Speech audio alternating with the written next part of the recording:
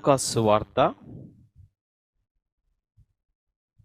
19వ అధ్యాయము 41, 42. ఆయన పట్టణమునకు సమీపించినప్పుడు దానిని చూచి దాని విషయమై ఏడ్చి, నీవు ఈ దినమందైనను సమాధాన సంబంధమైన సంగతులను తెలుసుకొనినా నీకెంతో మేలు.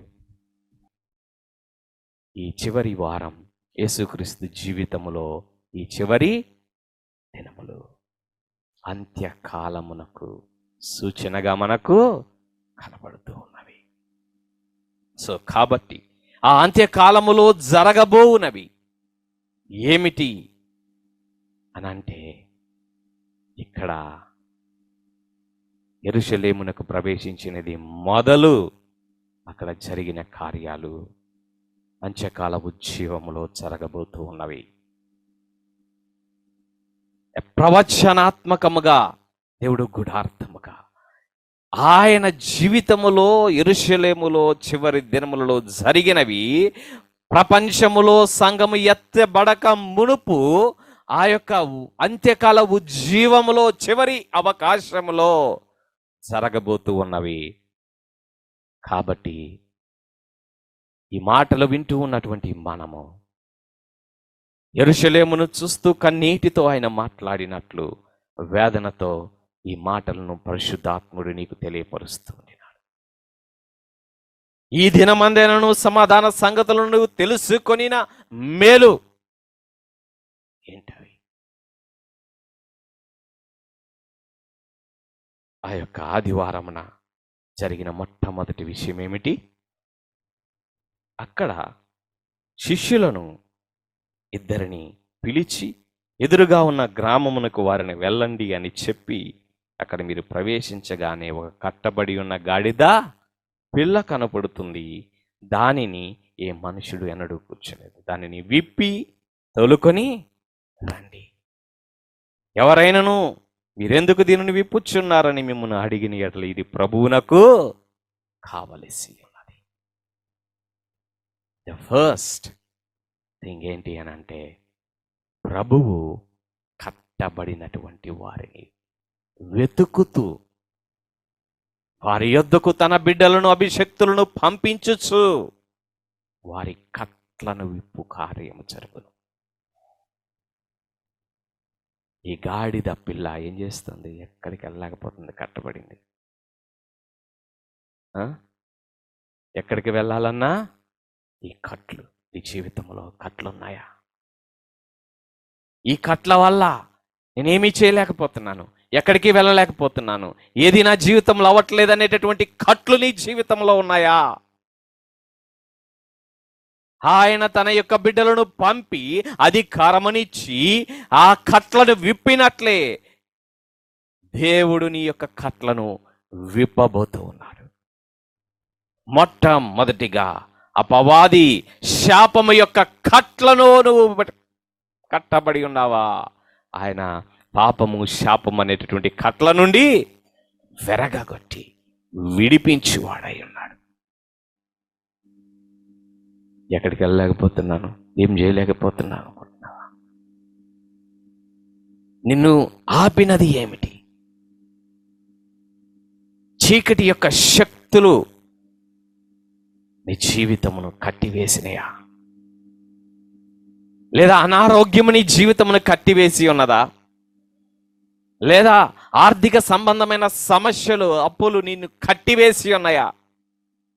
ఏదైనప్పటికీ in his mighty power and grace లో మన కట్లను ఆయన విప్పు వాడై ఉన్నాడు. అది కాదండి అసలు మెసేజ్. ఇక్కడ విప్పిన తర్వాత ఏంటి? విప్పిన తర్వాత ఏమిటి? ఎందుకు విప్పబడినది? ప్రభువు నాకు కావలసి ఉన్నది. That is the main point. ఇక్కడ దేవుడు నిన్ను కట్ల నుండి విప్పినది ఎందుకు? దేవుడు నిన్ను కట్ల నుండి విప్పునది ఎందుకు? ఆయనను మోయుట కొరకై.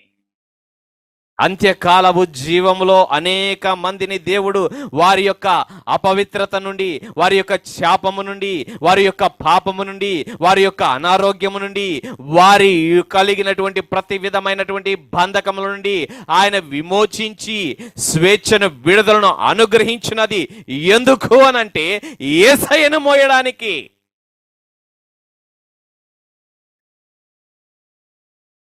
దేవుడు అనేక మందిని తను కాడి మోయు వారిని లేపును. ఒక సమూహము వలె అంత్యకాల ఉజ్జీవములో ఆయన లేపుతాడు. ఈ యొక్క గొర్రె పిల్లలాగా. ఒకవేళ నీ జీవితము విడిపింపబడలేదా, ఆయన కృప వేడుకుంటే విడిపింపబడుతుంది. విడిపింపబడినావా? దేవుడి నీ జీవితంలో ఒక విమోచన ఇచ్చాడా, ఒక విడుదల ఇచ్చాడా, ఒక స్వేచ్ఛనిచ్చాడా? అది నిశ్చయముగా ప్రభువుని మోయిట కొరకే. స్వస్థత కోసం వస్తారు, స్వస్థత నొందుతారు. స్వస్థత నొందక ముందు ఏమీ పని చేసుకోలేరు, ఏమీ చేయలేరు. పొందిన తర్వాత ఎందుకు? ప్రభువు కాడి మోయిట కొరకే దేవుడు నిన్ను స్వస్థపరిచాడని మర్చిపోవద్దు. భయంకరమైన డిప్రెషన్లో ఉన్నావు, దేవుడు నిన్ను విడిపించాడు. ఎందుకు? ప్రభువు కాడి మోయిట కొరకై అనే విషయం మర్చిపోవద్దు. దేవుడు అనేకులను వారి కట్ల నుండి విప్పునది ఆయనను మోయుట కొరకై, మోసుకొని వెళ్ళుట కొరకై. ఈ దినమందు ఆయనను నువ్వు దీనిని గ్రహించిన నీకు మేలు. అనేక దినములుగా అనేక సార్లు నిన్ను మర్చిపోయామో, నెగ్లెక్ట్ చేసావేమో, విడిచిపెట్టావేమో. ఈ చివరి గడియలోనైనా you have to turn towards him. ఆయన కాడి మోయుట కొరకే ఆయన నీ కట్లను విప్పి ఉన్నాడని మర్చిపోయావా? మర్చిపోవద్దు. ఈ దినమందు ఆయన, ఈ చివరి గడియలోనైనా ఆయన నీ కట్లను విప్పిన దానికి కృతజ్ఞతగా ఆయన మోయుటకు సిద్ధం. ఆయనను మోసుకొని వారిని ఆయన లేవనెత్తిపోతూ ఉన్నాడు. వారిలో నువ్వు ఉండాలి. ఇక్కడ మరొకటి, యేసుక్రీస్తు ప్రభువు యెరూషలేములోనికి ప్రవేశించినప్పుడు వారు మాట్లాడిన మాట, ప్రభువు పేట వచ్చు రాజు స్తుతింపబడునుగాక.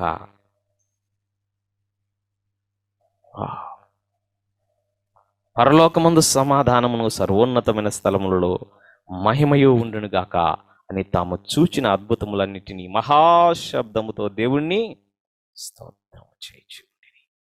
ప్రభువు పేరట వచ్చు రాజు అంటున్నారు. ఒక పెద్ద సమూహము, ఎ బిగ్ క్రౌడ్. అప్పటి వరకు ఒక కన్ఫ్యూజన్లో ఉన్నారు, అనుమానంలో ఉన్నారు. అప్పటి వరకు అటు ఇటు నమ్మాలా వద్దా, యేసయ్యను మెస్సయ్యగా స్వీకరించాలా వద్దా, అంగీకరించాలా వద్దా, యాక్సెప్ట్ చేయాలా వద్దా, ఈయనే మెస్సయ్యానా కాదా అనేటటువంటి మీమాంసలో ఉన్నటువంటి వారు అనేకులు ఒక్కసారిగా ఆయనను మెస్సయ్యగా యాక్సెప్ట్ చేసి ప్రొక్లైమ్ చేస్తూ ఉన్నారు.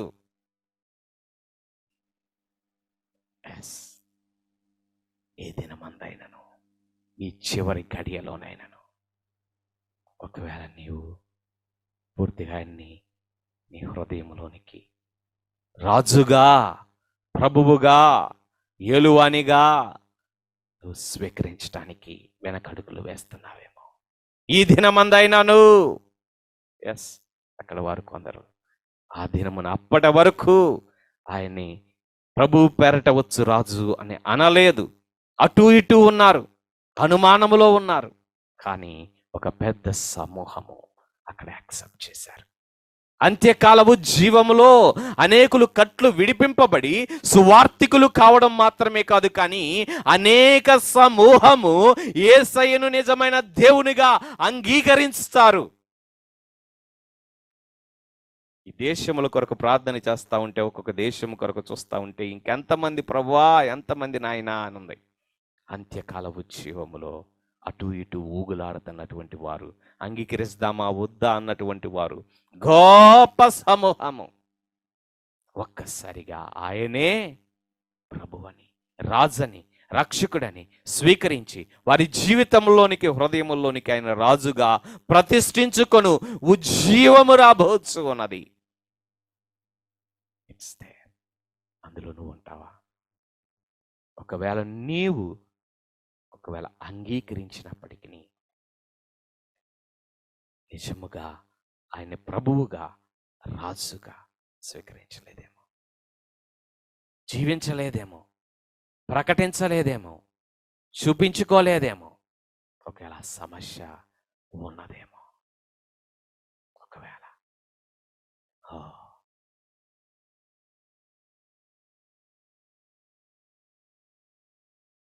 నీ చిత్తమే చేసుకుంటూ నా ప్రభువా అంటే కుదరదు. నీ ఇష్టానుసారముగా నీవు బ్రతుకుతూ ఆయన నా రాజు అని అంటే అవ్వదు. నువ్వు ప్రభువు అని అన్నావంటే ఆయన నిన్ను ఏలాలి, నీ హృదయాన్ని ఏలాలి, నీ జీవితాన్ని ఏలాలి. ఆయన ఏలికకు నువ్వు అప్పగించుకోవాలి. నీ హృదయ సింహాసనం మీద ఆయనను రాజుగా ప్రతిష్ఠించుకోవాలి. ఆ సమయంలో అనేకులు, జన సమూహము ఆయనను రాజు, ప్రభు పేరిట వచ్చు రాజు, మెస్సయ్యగా ప్రొక్లెయిమ్ చేశారు. అంత్య దినముల్లో అది జరగబోతుంది. అందులో మనము ఉండాలి. మరొకటి ఏమిటి అని అంటే, అక్కడ పసి పిల్లలు ఏమని స్తుతిస్తూ ఉన్నారు, ఆరాధన చేస్తూ ఉన్నారు. ఏమని అని అంటే, ఓ ఈయన ప్రభు పేరిట వచ్చి రాజు స్తుతింపబడును గాక అనంటే, అక్కడ పరిసయ్యులు ఏమంటున్నారంటే, సమూహంలో కొందరు పరిసయ్యులు, బోధకుడా నీ శిష్యులు గద్దించు అని ఆయనతో చెప్తున్నాడు. ఆయన వారిని చూచి, వీరు ఊరకుండిన ఎడ్ల రాళ్ళు కేకలు వేయను. వీళ్ళు ఊరకుండిన ఎడల రాళ్ళు కేకలు వేయను. Yes, they are proclaiming. కానీ వారు ఊరుకుంటే ఏం జరుగుతుంది? రాళ్ళు కేకలు వేస్తాయి. ఆయన కార్యం మాత్రం ఆగదు, ఆయన ప్రకటన మాత్రం ఆగదు. ఏంటి రాళ్ళు? ఏంటి రాళ్ళు? భూగర్భములో నుండి బయటికి తీసి వాడబడుతూ ఉన్నటువంటి ఎలక్ట్రానిక్ ఇన్స్ట్రుమెంట్స్ ద్వారా, సెల్ ఫోన్స్ ద్వారా, టీవీ ద్వారా, ఇంటర్నెట్, కంప్యూటర్స్ ద్వారా, రేడియోల ద్వారా ప్రకటింపబడుతుందా? క్రైస్తవుడు నోరు మూసుకున్నాడు. మనం ప్రకటించాల్సింది ప్రకటించలేదు, పడుకున్నాం. కానీ వీరు నోరు మూసిన ఎడల రాళ్ళు నోరు తెరచు. దేవుని బిడ్డలైనటువంటి వారు నోరు మూసినట్లయితే ఆయన తన కార్యం ఆగిపోదు, తన సువార్త ఆగిపోదు, తన ప్రణాళిక ఆగిపోదు.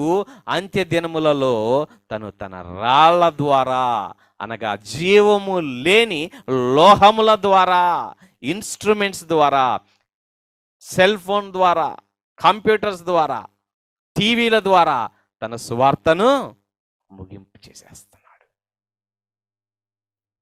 అయితే అవి చేస్తున్నాయి కదా, నువ్వు కాముకుండడానికి వీలు లేదు. కొన్నిసార్లు ప్రభువా పలానా ప్రాంతంలోకి వెళ్ళాలి అయ్యా అని అంటే చక్కన ఏమనిపిస్తుంది అంటే, ఓహో అక్కడికి ఆల్రెడీ సువార్త వెళ్ళింది కదా, వేరే చేద్దాంలే. ఇదిగో ఈ విషయమై ఏదన్నా ఒక వర్తమానం ఇవ్వాలి ప్రభు అంటే, మళ్ళీ అంటే సాతాను చెప్తాం ఫలానా వాళ్ళు ఆల్రెడీ ఇస్తున్నారులే, ఇంక వేరే చూడు. ప్రపంచ దేశముల కొరకు ప్రార్థన చేద్దామని మొదలుపెట్టినప్పుడు అంటే ఆల్రెడీ కొన్ని గుంపులు చేస్తూ ఉన్నాయి. ఓ వీళ్ళు ఆల్రెడీ చేస్తున్నారు కదా, ఇప్పుడు మనం చేయాలా? సాతాను చెప్పుద్ది.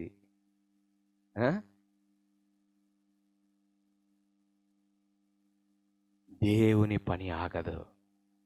నోరు మూసుకున్నా రాళ్లతో ఆయన ముగించుకుంటాడు. చాలామంది అనేది ఏంటంటే దేవుని రాకడా లేట్ ఉంది, ఇంకా సమయం ఉందని. ఎందుకంటే ఇంకా చాలామందికి సువార్త వెళ్ళాలండి అంటారు. ఎక్కడికి వెళ్ళలేదో, ఇంకా ఎక్కడ ఆగిపోయిందో ఆ ప్రాంతాలకి రాళ్ళు తీసుకెళ్ళిపోయినాయి, మనుషులు తీసుకెళ్ళకపోయినా. అవునా? ఇంటర్నెట్ తీసుకెళ్ళిపోయింది, వాక్యం టీవీలు తీసుకెళ్ళిపోయినాయి, సెల్ ఫోన్లు తీసుకెళ్ళిపోయినాయి. కానీ నీ అవకాశాన్ని నువ్వు పోగొట్టుకుంటావు. ఇజ్రాయేలుకు సహాయం ఏ దిక్కు నుండి అయినా వచ్చును, కానీ నీకు ఇవ్వబడిన అవకాశాన్ని నువ్వు పోగొట్టుకుంటావు.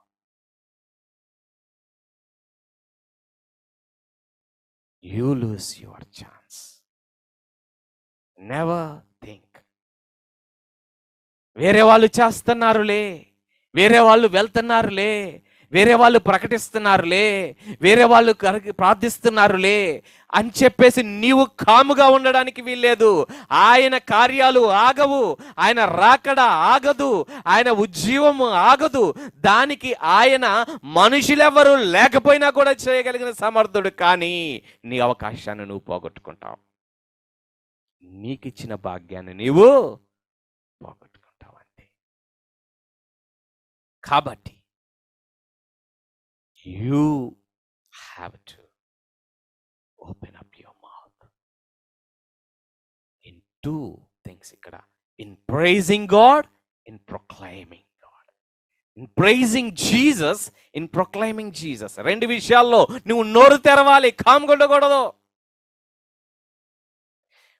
యేసుని స్తుతించుటలో, యేసుని ప్రకటించుటలో నోరు తెరవాలి. చాలాసార్లు ఆరాధనకు వస్తారు, ఆరాధనకు వచ్చి ఆరాధన జరుగుతుంటే చూస్తూ ఉంటారు, ప్లే చేస్తున్నాడు, రే ఇట్లా ప్లే చేశారంటే ఇంకొకటి అయితే బాగుంది. జడ్జిలాగా కూర్చున్నావా, డిక్టేటర్లాగా కూర్చున్నావా, లేదంటే వేడుక చూస్తున్నావా? You have to open your mouth. Worship is not just to hear, it is to do. ఆరాధన అనేటటువంటిది వినుట కాదు, చేయుట. It's irrespective of your talent. నీ యొక్క గొంతు ఎలాగున్నది అనేటటువంటిది కాదు, నీ హృదయం అక్కడ అవసరం ఆయనకి. అంత్యకాల ఉజ్జీవములో, అంత్యకాలములో దేవుని యొక్క రాకడ కొరకు ఈ రెండు అతి ప్రాముఖ్యమైన బలమైన వెపన్స్ దేవుడు వాడేటటువంటివి. The weapon of praise, the weapon of gospel and weapon of proclamation of the gospel. రెండు బలమైన ఆయుధాలు అవి. వార్త అనేటటువంటిది, ఆరాధన అనేటటువంటిది. ఏంటి? అపవాది ఒక కుటుంబమును, ఒక ప్రాంతమును, ఒక దేశమును, ప్రపంచమంతటిని వాడు స్వాధీనంలో తీసుకున్నాడు. గడిచిన 39 రోజులుగా ఒక్కొక్క దేశం కోసం ప్రార్థన చేస్తూ ఉంటే ఆల్మోస్ట్ అన్ని కంట్రీస్లో ఒకే రకమైనటువంటి సమస్యలు, అతి ప్రాముఖ్యమైన సమస్యలు 3 కేటగిరీస్ దేవుడు ఆత్మ అర్థం చేశాడు. మొట్టమొదటిది ఏంటంటే అన్క్లీన్నెస్, అపవిత్రత, వ్యభిచారము.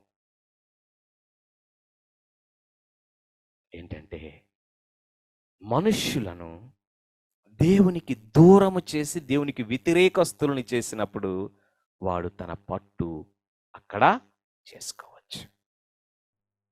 వ్యభిచారపు ఆత్మ, అపవిత్ర ఆత్మ వలన కుటుంబములను, సంఘములను సహితము, ప్రాంతములను, దేశములు, క్రైస్తవ దేశములని చెప్పుకుంటున్నటువంటి వాటిని సహితము వ్యభిచార ఆత్మ ఏలుతున్నది. క్రైస్తవ లోకమును కూడా ఏలుతుంది, సంఘాలను కూడా ఏలుతుంది, క్రైస్తవ బిడ్డలను ఏలుతుంది, కొన్నిసార్లు సేవకులన్న వారిని కూడా ఏలుతున్నది. ఎందుకో తెలుసా? దేవుని నుండి వారిని దూరము చేసేటటువంటి ఒక బలమైన టూల్ ఏంటంటే వ్యభిచారం. ఇజ్రాయేలీలను జయించడానికి కుదరట్లేదు, ఎవరు జయించలేకపోతున్నారు. బిలాము పన్నిన కుట్ర, బాలాకు పన్నిన కుట్ర ఏంటది? మొట్టమొదటగా వారిని వ్యభిచారములో దించుదాం, టెంప్ట్ చేద్దాం. వ్యభిచార పాపం చేసిన తర్వాత ఆ దేవుడే వారికి వ్యతిరేకుడు అవుతాడు. ఏ దేవుడైతే వారిని కాపాడుతున్నాడో, ఏ దేవుడైతే వారిని సంరక్షిస్తున్నాడో, ఏ దేవుణ్ణి బట్టి అయితే వారు జయిస్తున్నారో ఆ దేవునికి వారు వ్యతిరేకమైపోతే చాలు అని యుక్తితో ప్రవర్తించిన ఆ ప్రవర్తన సాతాను ఇప్పుడు అంత్య దినములలో చేస్తూ ఉన్నాడు. కాబట్టి పరిశుద్ధాత్మతో పరిశుద్ధ జీవితము కలిగి ఆత్మతో సత్యముతో ఆయన్ని ఆరాధించాలి. పరిశుద్ధత కలిగి, మనకు పరిశుద్ధత ఉందా? లేదు. మరి ఏం చేయాలి? whenever you open your mouth before God, first cleanse your heart, surrender yourself. ఆ తరువాత ఆరాధించు. నువ్వు ఆరాధిస్తా ఉంటే, పరిశుద్ధాలంకృతులతో సత్యముతో ఆత్మలో ఆరాధన చేస్తా ఉంటే, ఇంపైన సువాసనగా దేవుని యొక్క సింహాసనం ఎద్దుకు వెళ్ళినట్లయితే, దేవుని యొక్క సింహాసనమునది చేరినట్లయితే, ఆయన అంగీకరించినట్లయితే దేవుని యొక్క మహిమ కిందకు వస్తుంది.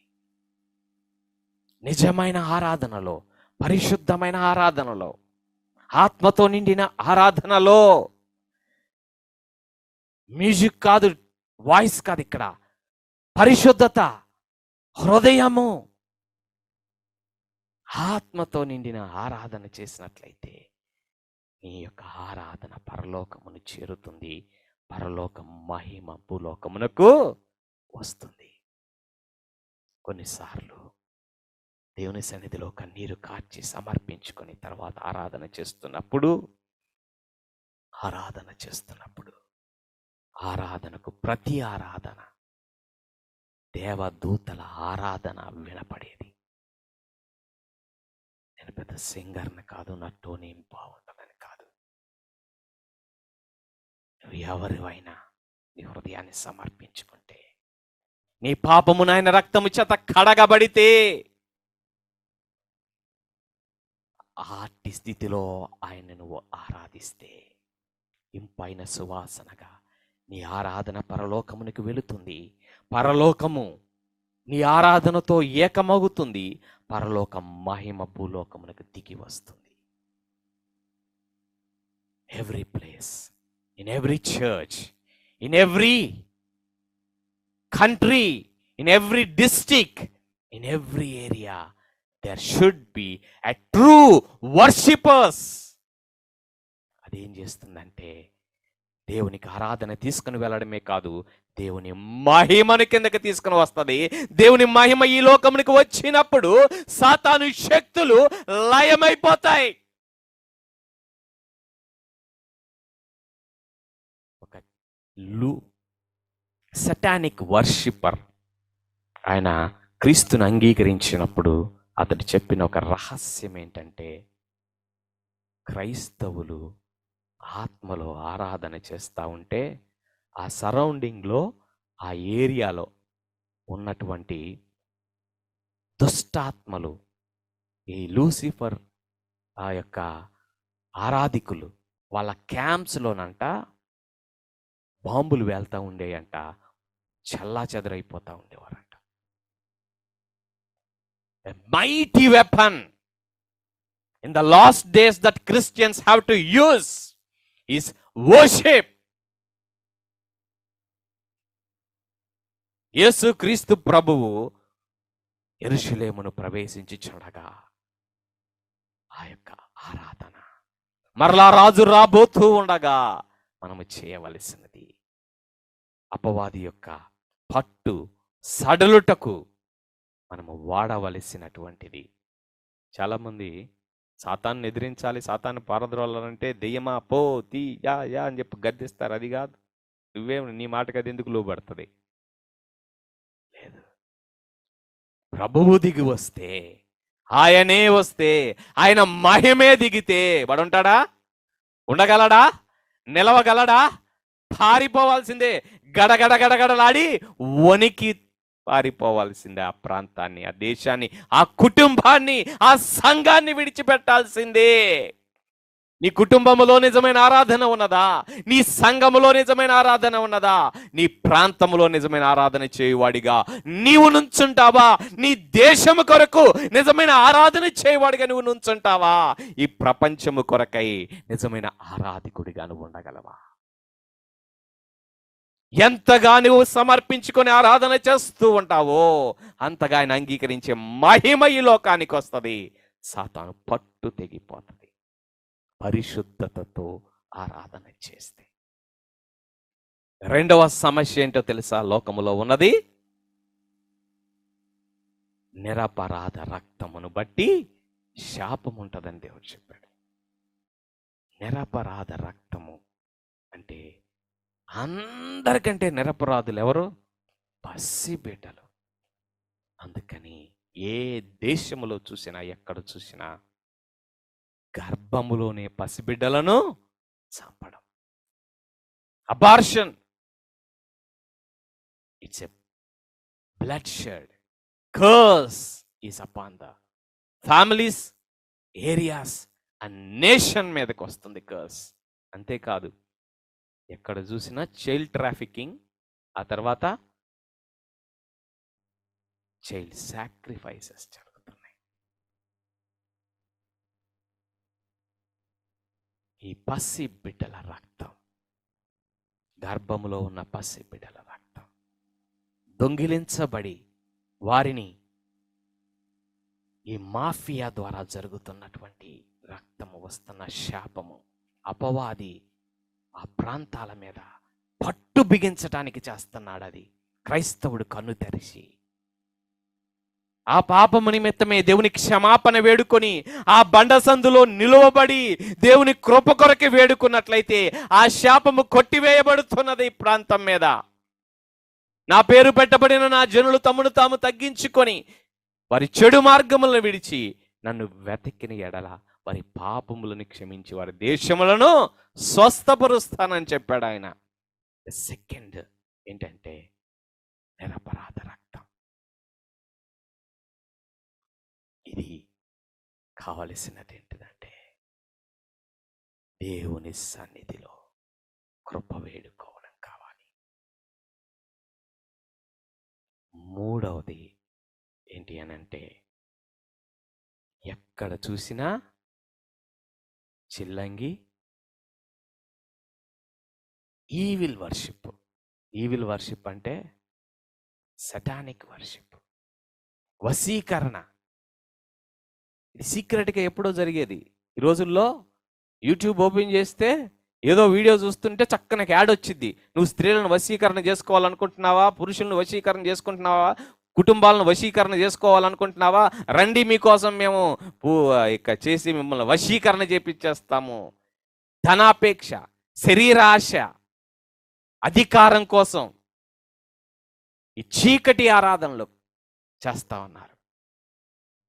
ప్రతి దేశంలో ఉన్నవి ఇవి చదువుతూ ఉంటే, ఒక్కొక్క దేశం గురించి స్టడీ చేస్తూ ఉంటే, ఎవ్రీ కంట్రీ, అది క్రిస్టియన్ కంట్రీ అని లేదు, ముస్లిం కంట్రీ అని లేదు, హిందూ కంట్రీ అని లేదు, బుద్ధిస్ట్ కంట్రీ అని లేదు, చివరికి నాస్తిక కంట్రీ అని లేదు, ప్రతి దేశంలో కూడా ఈ యొక్క చీకటి పూజలు, బ్లాక్ మ్యాజిక్స్, వశీకరణాత్మలు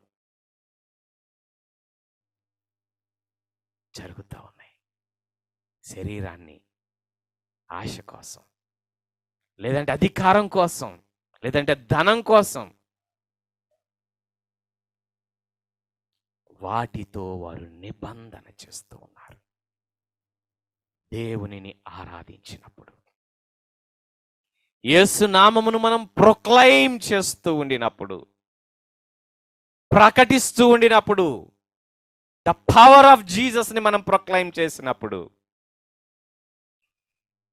వాడు గడగడలాడతాడు, వణికిపోతాడు. సువార్త ప్రకటన, యేసు శక్తి యొక్క ప్రకటన. సువార్త ప్రకటించేది ఎవరికి ప్రకటిస్తాం మనం జనరల్గా? ఎవరికి ప్రకటిస్తాం? రక్షణ పొందని జనాలకు ప్రకటిస్తాం. దెయ్యాలకి కూడా ప్రకటించాలి. You proclaim the power of God in a place. అది ప్రజలకు మాత్రమే కాదు, ఆ ప్రాంతంలో ఉన్న చీకటి శక్తులు అది విని గడగడలాడతాయి, వణికిపోతాయి, పారిపోతాయి. You proclaim the power of Jesus, they will flee. అక్కడ యేసు వస్తూ ఉండినప్పుడు రెండు చేశారు. యేసు క్రీస్తుని ఆరాధించారు, ఆయన్ని ప్రకటించారు, ప్రొక్లైమ్ చేశారు. మన ఆరాధనలో ఉండాలి. Don't close your mouth. ఆరాధన నువ్వు చేయట్లేదంటే అపవాది యొక్క పట్టు నీ జీవితంలో, నీ కుటుంబంలో, నీ సంఘములో, ప్రాంతంలో ఉంటుంది. ఆరాధన అంటే కేవలం ఏదో పాటలు వినటం కాదు, పాటలు పాడటం కాదు. ఆయన ఏమి ఉన్నాడో, నీకు ఏం చేశాడో, కడగబడిన హృదయముతో, పరిశుద్ధాత్మతో నువ్వు ఆరాధన చేస్తే, దేవుని శక్తిని, దేవుని అధికారాన్ని నువ్వు ప్రొక్లైమ్ చేస్తే గడగడలాడిపోతాడు. దేవుడు ప్రతి దేశములో, ప్రతి ప్రాంతములో, ప్రతి జాతిలో, ప్రతి సంఘములో కూడా నిజమైన ఆరాధికులు లేచుదురు గాక. A powerful anointing, a powerful, A final revival కు నాంది ఏంటంటే నిజమైన ఆరాధికులు లేచుటయే.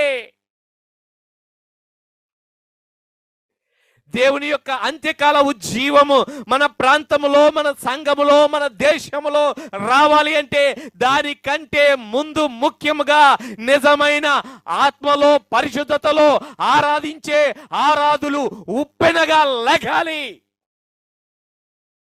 చంటి పిల్లల దగ్గర నుండి యవనస్తులు, ముసలవారి వరకు హృదయాంతరంగములతో ఆరాధించాలి. చంటి పిల్లల స్తుతుల వలన ఒక దుర్గము నిర్మించినాడు అన్నాడు ఆయన. ఎలా? చంటి పిల్లలు పాపము లేనటువంటి వారు ఆరాధిస్తూ ఉంటే వాడి దుర్గాలు కూలిపోవడమే కాదు, కానీ తమ బిడ్డలకు ఒక దుర్గములాగా ఒక ప్రొటెక్షను ఏర్పరచబడుతుంది. అందుకని దేవుడు అన్నాడు, పసి బిడ్డలను ఆరాధనలో లీడ్ చేయమన్నాడు. ఒకసారి పసి బిడ్డలను ఆరాధనలో లీడ్ చేస్తే, వాళ్ళు ఆరాధన చేస్తే ఏమవుతుంది? అది పవిత్రమైన హృదయం కలిగిన వారు ఆరాధన చేస్తే దుర్గాలు కూలిపోతాయి, దుర్గము వలె మనకి కాపుదల వస్తుంది. అంత్యకాల ఉజ్జీవమునకు నాంది ఏమిటి అనంటే పరిశుద్ధతలో, సత్యముతో, పరిశుద్ధాత్మలో ఆరాధించు సమూహము లేటం. Did you ever worship the Lord?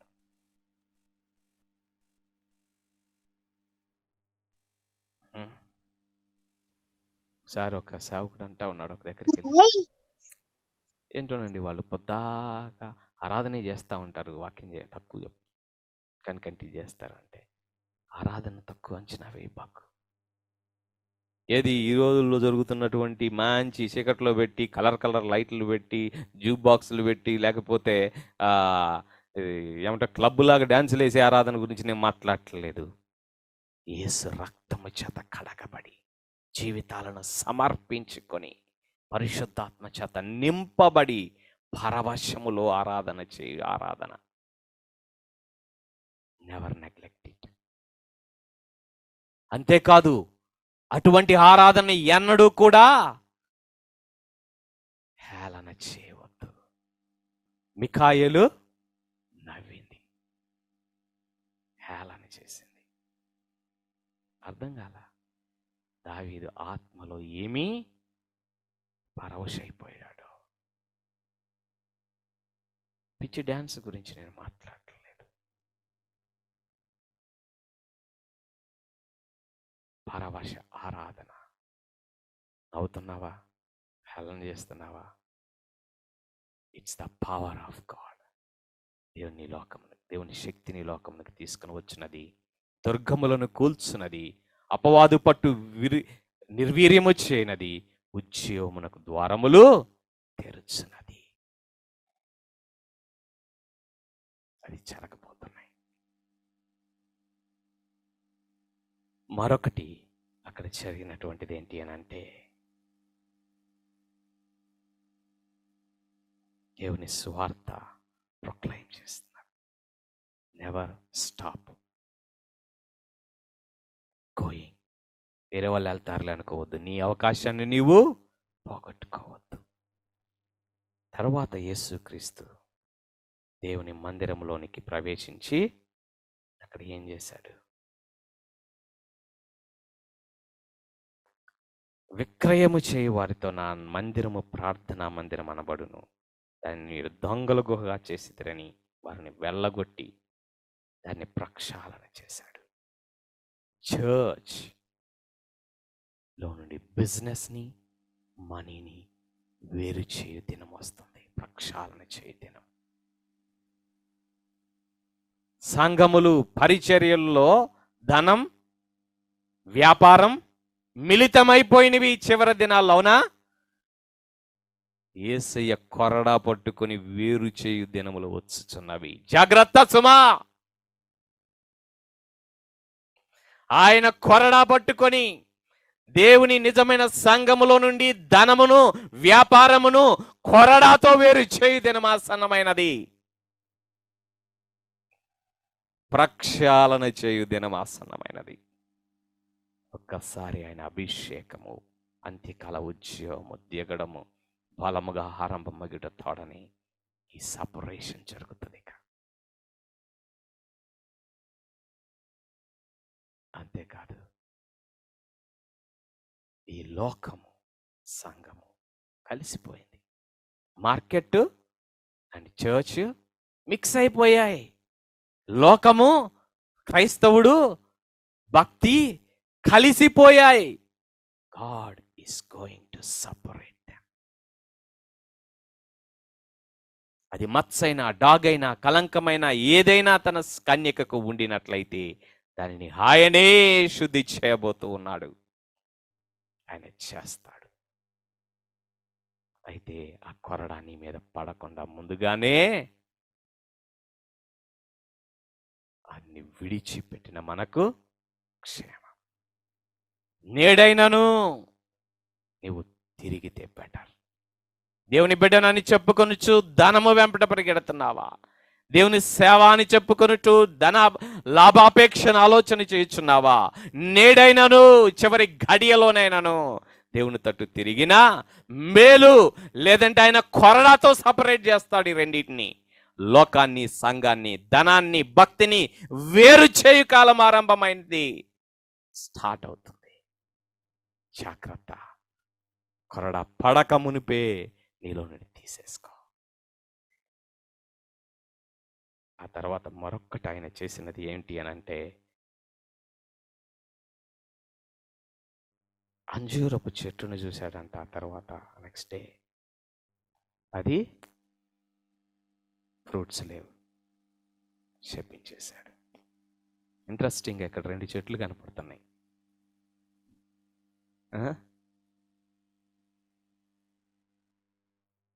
ఖర్జూరపు చెట్లు, అంజూరపు చెట్టు. చెట్టు ఏం చేసింది? దేవుణ్ణి మహిమపరిచినాయి ఆ కొమ్మలు. కానీ అంజూరపు చెట్టు దాని వైపు చూసేసరికి అది ఫలములు ఇవ్వలేదు. చెప్పొచ్చు, ఇది కాలం కాదు కదా, ఇది అనుకూలము కాదు కదా, అనుకూల సమయం కాదు కదా అని.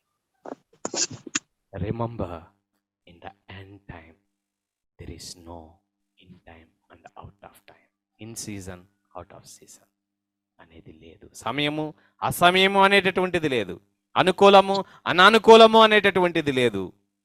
అంత్య దినములలో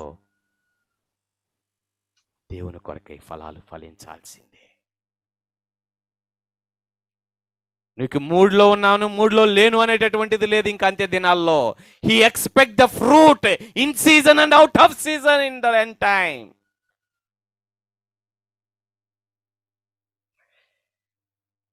నీకు శక్తి ఉన్నా శక్తి లేకపోయినా, నీకు అనుకూలం ఉన్నా అనుకూలం లేకపోయినా, నీకు పరిస్థితులు కుదిరినా కుదరకపోయినా, ఇతరులు అంగీకరించినా అంగీకరించకపోయినా, ఇతరులు నిన్ను ఎంకరేజ్ చేసినా ఎంకరేజ్ చేయకపోయినా, ఇతరులు నీకు తోడొచ్చినా తోడుకు రాకపోయినా, in season and out of season you have to bear the fruits for the kingdom of God. ఒకవేళ లేకపోతే ఆయన నశింపచేస్తాడు.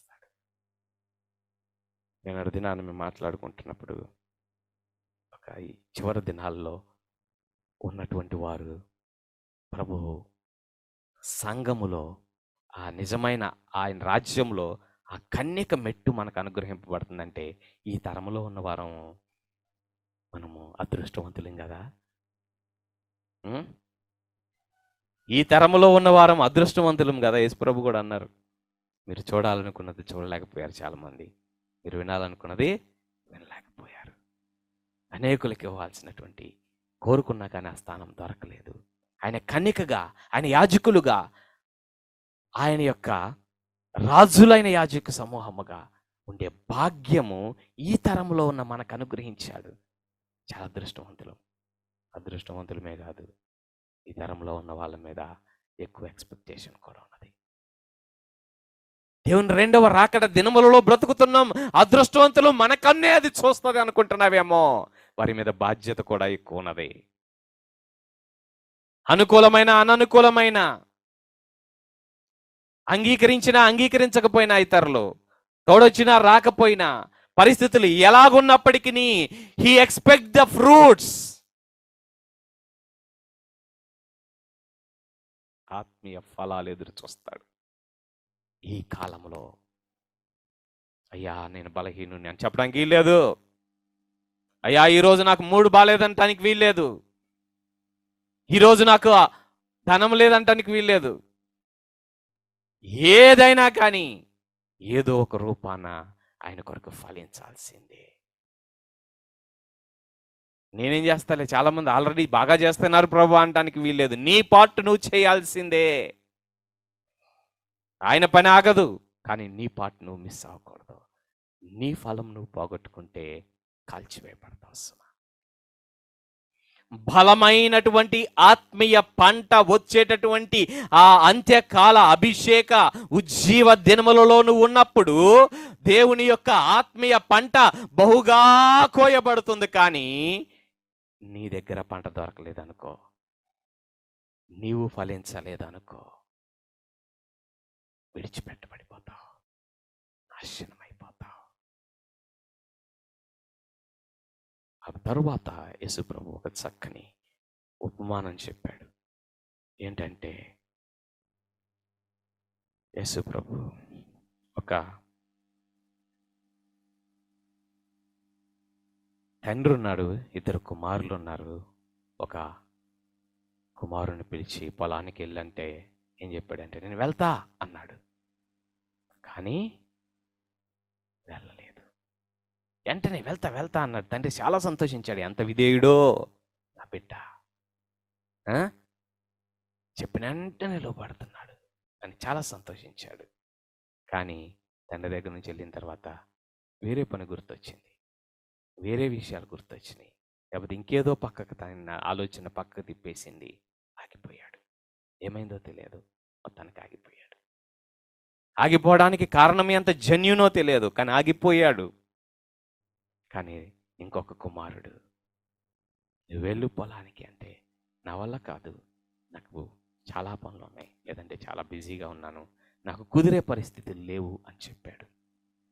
కానీ తర్వాత ఆలోచన చేసుకొని పరిస్థితులను వదిలిపెట్టైనా, ప్రక్కన పెట్టైనా, చక్కన పెట్టైనా తండ్రి చెప్పిన మాట విన్నాడు. ఎవరిలా నువ్వు ఉంటావు? చివరి దినములలో, చివరి గడియలో, రాజు తెంచుచున్న సమయము, ఉద్యము రాబోతున్న దినములు, చివరి అవకాశములుగా ఉన్న ఈ దినములలో ఆయన రాజ్యం కొరకు ఎవరు వెళ్తారు అని అడుగుతుంటే, నేను వెళ్తా అని ఎమోషన్తో చెప్పేసి మళ్ళీ పక్కకి వెళ్ళిన వెంటనే వేరే అవసరత గుర్తొస్తుందా, వేరే పని గుర్తొస్తుందా, వేరే బాధలు గుర్తొస్తున్నాయా, ఆగిపోతున్నావా? కానీ వెళ్తున్నావా?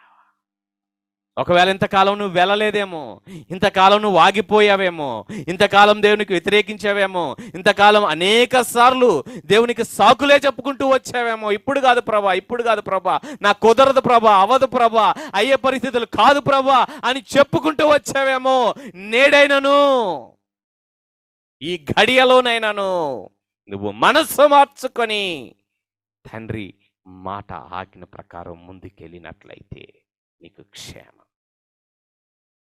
బలమైన ఉజ్జీవ దినములలో, బలమైన ఆత్మీయ పంట లోకమంతా దేవుని రాజ్యము కోయు సమయములలో నీవు ఫలములు ఫలిస్తున్నావా? That is the question here. అనేక సువార్థికులను దేవుడు లేపినప్పుడు వారి కాడులను విరగగొట్టి విమోచించి గొప్ప సైన్యము దేవుని రాజ్యము కొరకు పనిచేయుట కొరకు అన్ని ప్రాంతముల నుండి సేవకులను దేవుడు లేపుతున్నప్పుడు నీవు వెళ్తున్నావా, ఆయన మోస్తున్నావా? అది ప్రశ్న. అటు ఇటు అనుమానములో ఉండి అలాగే ఎంతో మంది మరలా దేవుని తట్టు తిరుగుతూ ఉన్నప్పుడు నీవు ఆ మిడిల్ పార్ట్లోనే ఉన్నావా, చివరిలో ఒక తెగించి అడుగు వేస్తున్నావా? అక్కడ వారు తెగించి అడుగు వేశారు. శాస్త్రులు పరిశీలి ఏమంటారో అనేది తెగించి అడుగు వేశారు, తెగించి ఆరాధించారు, తెగించి క్రీస్తుని ప్రకటించారు. తెగించి ఆరాధించాల్సిన దేవుని ఆరాసంభమవుతున్నవి, తెగించి దేవుణ్ణి ప్రకటించవలసిన, ప్రొక్లైమ్ చేయవలసిన దినములలో అటు ఇటు మధ్యలో సేఫ్ జోన్లో నుంచుంటున్నావా? తెగించి అడుగులు వేసేవాడిగా నువ్వు ఉంటావా? ఈ చివరి గడియలో లోకానికి భక్తికి తేడా తెలియడం లేదు, డబ్బుకి ఇక భక్తికి తేడా తెలియడం లేదు, సంఘానికి లోకానికి తేడా తెలియడం లేదు. లోకము, సంఘము, భక్తి, డబ్బు కలిసిపోయిన ఈ దినాలలో దేవుని యొక్క రాకడ దినములలో నీ జీవితంలో నుండి వారిని వేరు చేస్తావా?